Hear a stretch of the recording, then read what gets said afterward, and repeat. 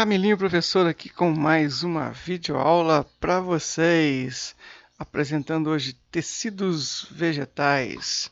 Então, os tecidos, de maneira geral, são grupos de células igualmente especializadas, de mesma origem embrionária, com funções determinadas, tanto no corpo vegetal quanto no corpo do animal. Aí nós vamos ter dois grandes grupos de tecidos vegetais. Então, os tecidos embrionários, que são chamados de tecidos meristemáticos, e os tecidos permanentes, que são chamados de adultos ou diferenciados. Então, para a gente ter uma noção do crescimento do vegetal, que é muito diferente do animal nesse aspecto, é o seguinte: se a gente tiver um vegetal hoje com 3 metros de altura, aí a gente vai lá, 1,80 m, faz um X bem profundo no vegetal, na marca de 1,80 m.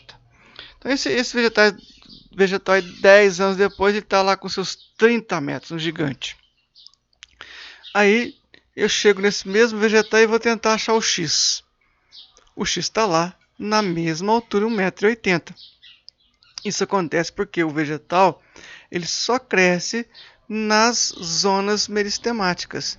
Então ele só cresce nos seus ápices, nos seus brotos, nos seus nós.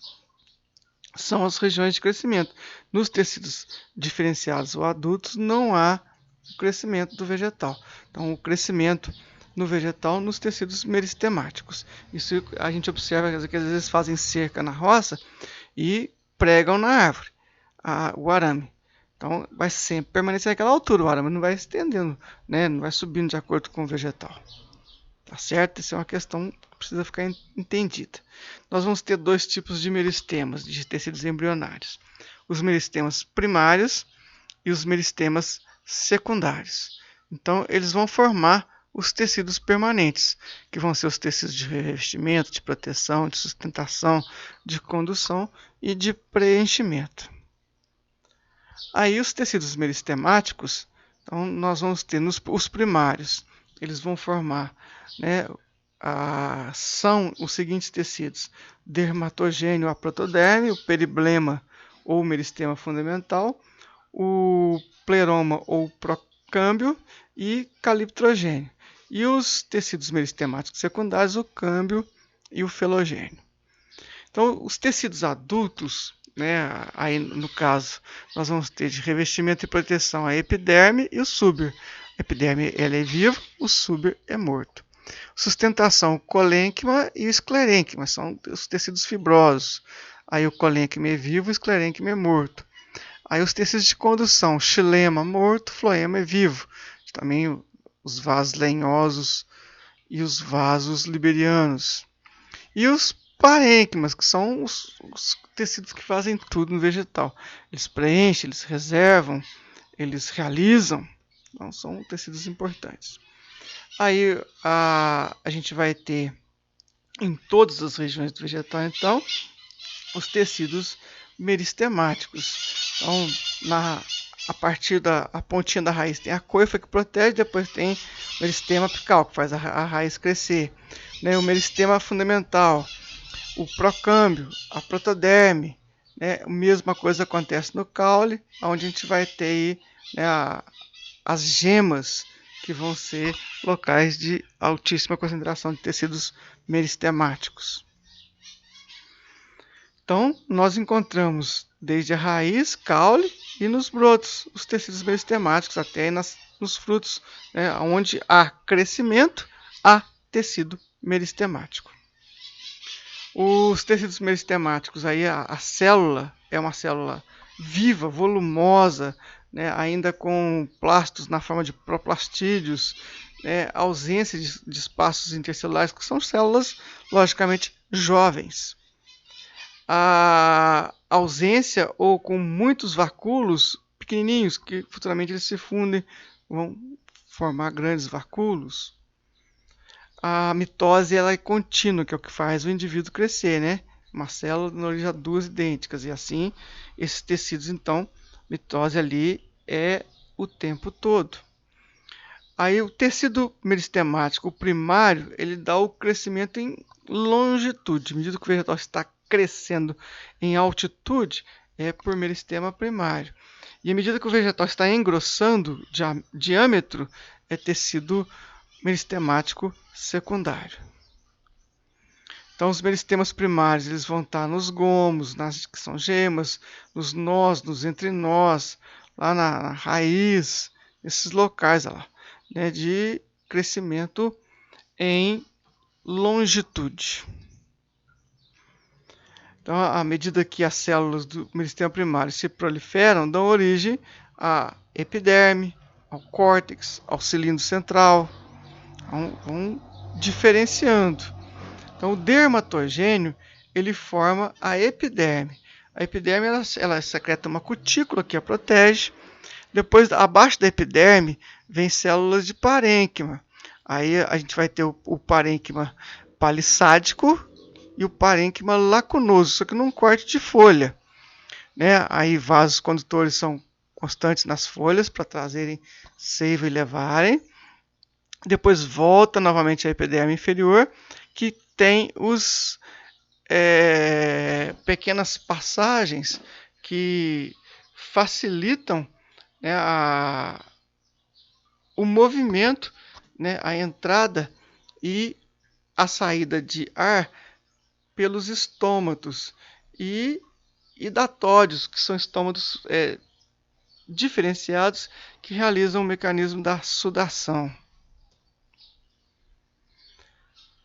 Aí o meristema fundamental, que é o periblema, ele vai dar origem aos parênquimas, né, que são diferenciados, o colênquima e o esclerênquima. Colênquima, fibra viva, esclerênquima, fibra morta. Então, aí o periblema, então o meristema fundamental, a localização dele ele é mais interno, né, tanto lá no caule quanto na raiz. E ele vai formar, então, os tecidos fibrosos, colênquima e esclerênquima, e os tecidos que fazem tudo, que são os parênquimas. Parênquima faz fotossíntese, parênquima lacunoso e parênquima palissádico são parênquimas fotossintetizantes. Parênquima faz reserva, parênquima segura substâncias inúteis, parênquima faz tudo. Aí depois o pleroma vai formar, que é o procâmbio, tecidos condutores, vai formar o xilema e o floema. Xilema conduz seiva bruta, água e sais minerais. Floema conduz seiva elaborada, aí com o alimento, água, sais minerais misturados com o alimento. Então, o xilema também são chamados de vasos lenhosos. Ele pega a água e sais minerais através da raiz e vai levar nas partes verdes, principalmente folha, onde realiza-se a fotossíntese, produz o alimento, e esse alimento tem que chegar em todas as células vivas. Aí vai voltar pelo floema, que são os vasos liberianos. O caliptrogênio é responsável pela formação da coifa, que fica na pontinha da raiz. Ele vai direcionando e protegendo a zona de crescimento da raiz. Aí a coifa, então, tem essa importante função de a raiz estar num ambiente muito difícil, que pode ser pedregoso, pode ter dificuldades. Ela vai desviando dos problemas. Os meristemas secundários é o filogênio e o câmbio. O filogênio produz o súber e o câmbio ele dá origem aos vasos condutores, vasos lenhosos e liberianos, né? Aí ao floema e xilema. Agora já são vasos mais desenvolvidos. Nessa situação dos meristemas secundários, então a gente observa o crescimento diametral. Então, de fora para dentro, a gente vai ter lá então a epiderme, né? Tem tecido vivo e o tecido morto. O de fora de tudo é morto, que é o suberoso, é o súber. Aí depois vem a parte viva, o câmbio, aí vem a feloderme, o floema, que é a parte inativa e ativa, aí depois o alburno e o cerne, que é o xilema. O floema é um tecido, na maioria, vivo, e o xilema é um tecido morto, nesse corte diametral, a gente observa então a presença dos meristemas secundários fazendo esse tipo de crescimento na grossura do vegetal.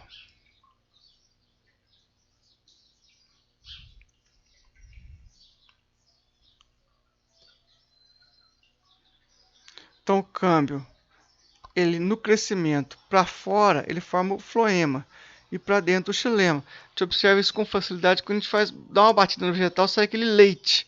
Então mostrando que a seiva elaborada está na parte externa, lá dentro no cerne do vegetal, que conduz a seiva bruta através dos vasos lenhosos ou xilema.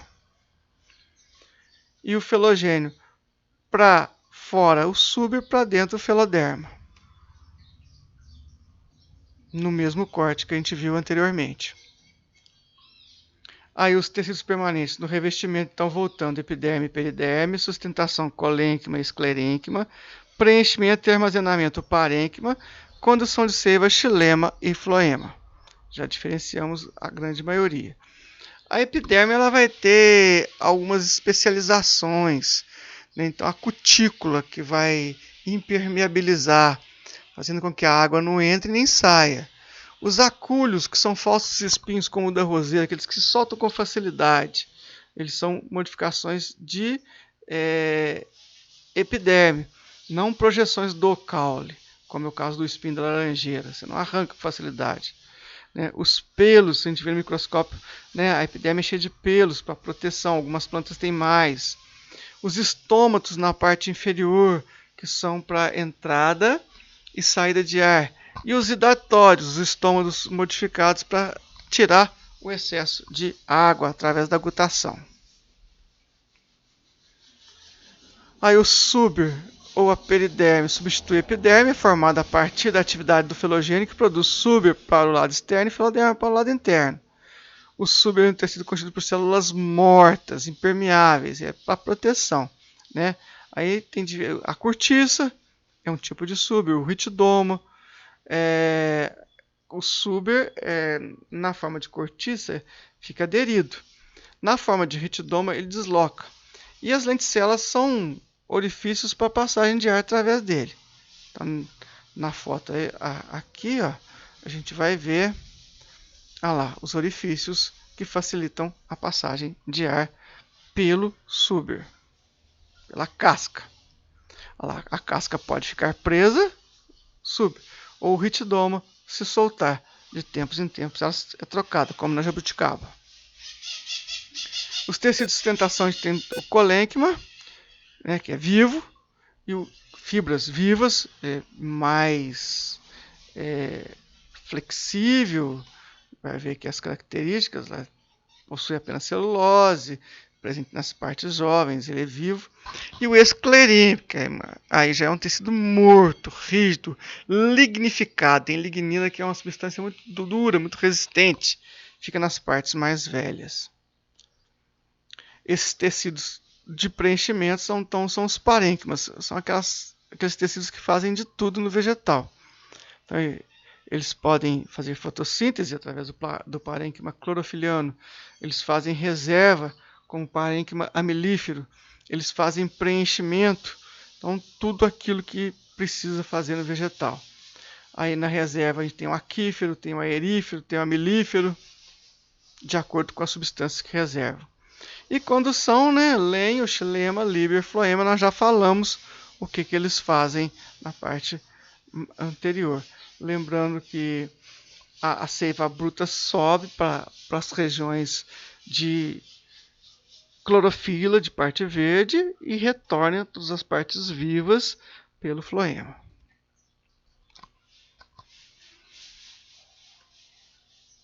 Lembrando que o floema ele tem as placas crivadas para facilitar a disseminação do alimento, favorecendo então que todas as células recebam esse alimento com eficiência. Então são canais transversais que facilitam aí a disseminação do alimento. Nas placas crivadas, lá, facilitando então essa disseminação. Aí a que eu falei para vocês, que na parte externa está o floema e na parte interna está o xilema. Galera, valeu, estudem!